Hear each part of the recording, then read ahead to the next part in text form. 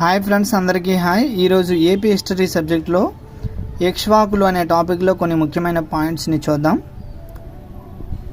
ఇక్ష్వాకు వంశ స్థాపకుడు వాసిష్ఠీపుత్ర శ్రీశాంతములుడు. చిహ్నం సింహం. రాజధాని విజయపురి. దీనినే నాగార్జునకొండ అని కూడా పిలుస్తారు. రాజభాష ప్రాకృతం.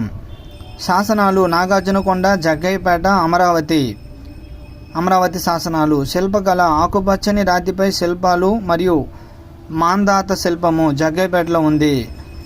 ఈ వంశంలో గొప్పవాడు వీరపురుషదత్తుడు, చివరివాడు రుద్రపురుషదత్తుడు. అధికార మతం శైవం, ఆదరించిన మతం బౌద్ధం. ఇక్ష్వాకుల కాలం మనం చూసినట్లయితే క్రీస్తు శకం 225 నుండి 300 కాలంగా చెప్పవచ్చు. వీరి రాజ్యంలో కృష్ణా గోదావరి మధ్య ప్రాంతాలు, గుంటూరు, ప్రకాశం, నెల్లూరు, కర్నూలు